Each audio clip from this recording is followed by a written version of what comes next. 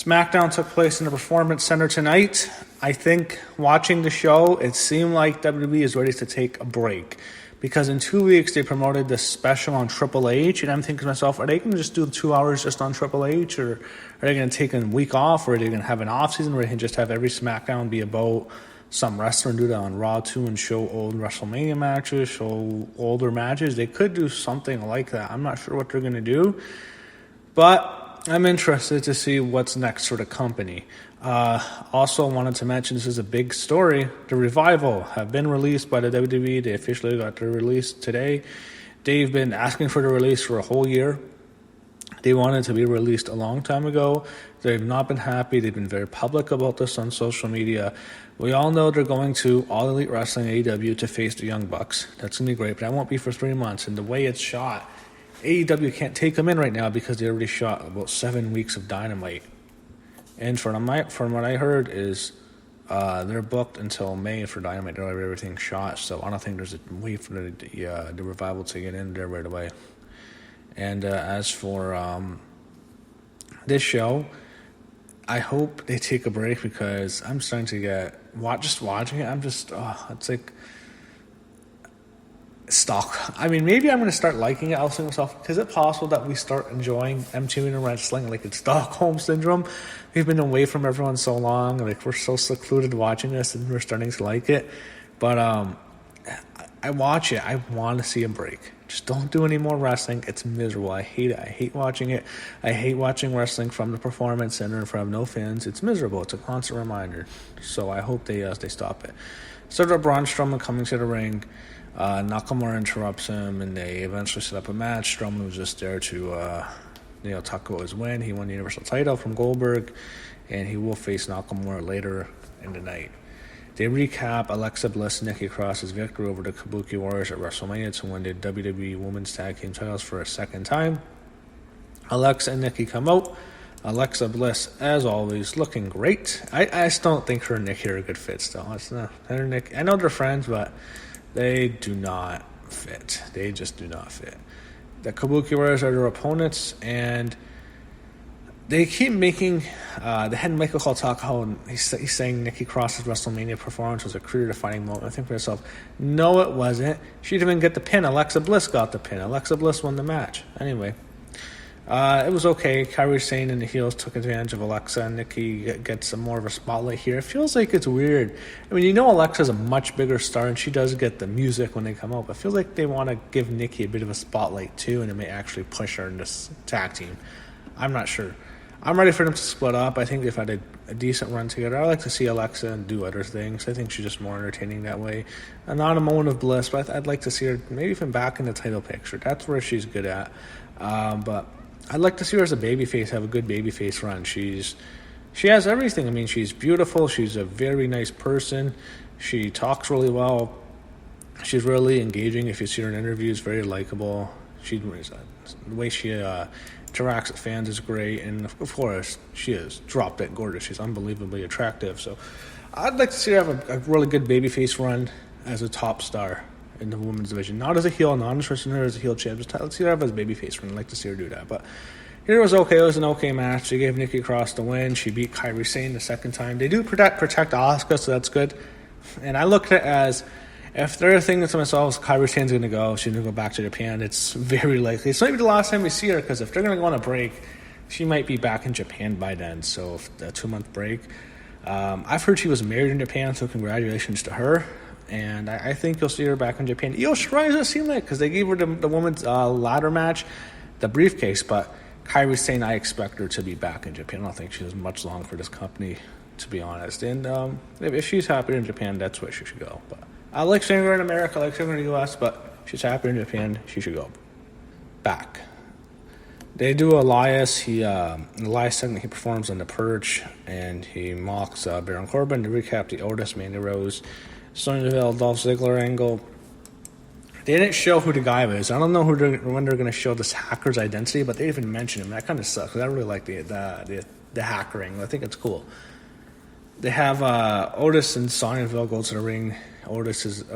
Dolph and Sonya Deville get to the ring. Otis, he's really mad. Sonya's with him. I guess, they can't make them a couple because Sonya's a lesbian, And I think she has a tattoo on her arm saying how much she hates Dick. But I guess they can just have him as an alliance or some sort of faction or a team. They both like Mandy.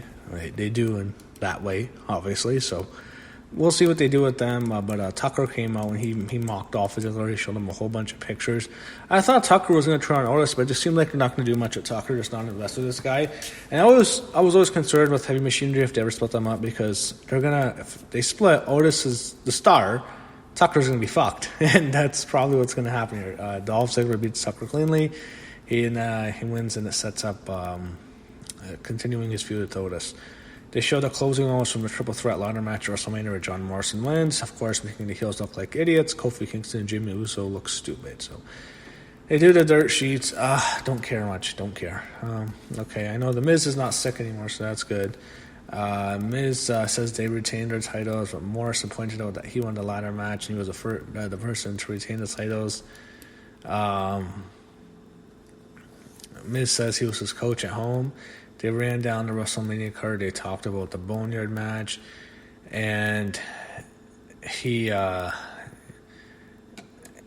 they showed at the end that they showed the ending of the match where AJ Styles is begging the Undertaker not to bury him. They start performing their rap song, and the Usos interrupt them, and it's just it's annoying. The New Day comes out, and it's all right. We're gonna get a rematch, and all of a sudden, we get debut of the Forgotten Sons. Wow. And that's next. That's cool. Now, that wasn't part of this segment. They went to management and they say it's a triple threat tag team match. Next week it's a triple threat match for the tag team titles. It's the Miz against Biggie against Jey Uso. I guess it's just a triple threat match. I don't need to see the Miz in the ladder match, but it's a triple threat match for the tag team titles. And that's fine. That's fine if they want to go there. They want to go in that direction. They're just going to keep milking this out, or maybe after next week it's their big break. I'm not sure. The Forgotten Sons make their SmackDown debut next. Dave Cutler and Wesley Blake with Jason Riker. They beat the Lucha Dragons. These guys have been in NXT forever. I mean, they're getting their chance, but it doesn't really seem much. They beat the Lucha Dragons.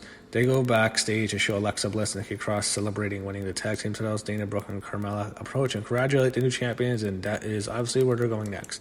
Brooke and Carmella requested a shot, but Bliss wasn't sure. Bliss and Cross talked about it, and Cross said yes, and Bliss, she said before Alexa Bliss could agree. And they did the similar angle with Bayley and Sasha Banks later, which comes out.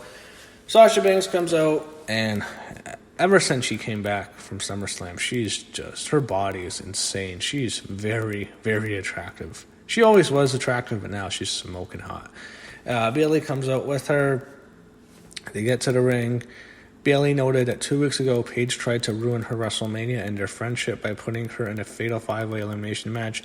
Bayley said that didn't happen because she's the best. She corrected herself and said they're the best, her and Sasha. Sasha saying that there is nobody that can defeat them from past and present. And the way Sasha said this, she looked at Bayley while Bayley was looking at the crowd. And that was interesting. Tamina, music comes out. She makes her way to the ring. This is awful. Bayley's scared. She said she's happy to see her. Tamina looked at all of them and think to herself, Tamina sucks. Why? Why do we still have to see Tamina on my TV screen in 2020? No one cares about Tamina. No one cares. She noted to all of them to take her out of the match at WrestleMania because it took all 4 women. We don't see any Naomi and Lacey tonight. Tamina demanded a shot against Bayley right now. Sasha's furious that she would request a title shot. Tamina doesn't like Banks' tone, and Sasha's scared. She pretended she needed Bayley to hold her back, and Bayley said she'll give Tamina a title shot if Tamina can defeat Sasha Banks next week. Tamina agrees, and Sasha is furious at Bayley. So the way they built it up, it looks like Tamina's going to win. They're going to do Bayley and Tamina, and then I don't care about Bayley and Sasha. I don't want to see it. Let's draft Bayley to Raw or Sasha to Raw, please. I don't want to see this fucking. I don't want to see them. I don't want to see them near each other anymore. So they do Jeff Hardy Chapter 1, or actually before that, they had Sheamus kill Cal Bloom. No Sheamus at WrestleMania this year. Had to point that out. They didn't give him a match. That was unfortunate. I don't know why they couldn't give him something. They do Jeff Hardy Chapter 1 The Rise. Again, they're going to do stuff. They're doing stuff to kill time, I guess. They can do a special on Jeff Hardy. Next, we go to Universal Championship. Braun Strowman against Shinsuke Nakamura. Strowman wins. This was okay. Strowman, after he wins, the Firefly Funhouse interrupts. Bray Wyatt says he has to rewrite history, and they showed footage of John Cena losing at WrestleMania.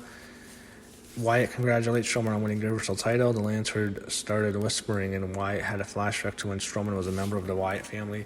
Wyatt wondered if he should forgive Strowman for leaving his family. Strowman said he doesn't have time for these games. Wyatt says he wants something back, and it's on Strowman's shoulder. Wyatt said since he brought Strowman to the world, he will take him out. Wyatt said goodbye to Strowman. Strowman stopped him and said whenever Wyatt wants Strowman, he will let him in. Strowman then said goodbye to Wyatt, who had a huge smile on his face, and that's the first feud for Braun Strowman is The Fiend. So the way I look at it is, okay, they could do this one of two ways. They could have The Fiend come in there, get his belt back, beat Braun Strowman, and he is set.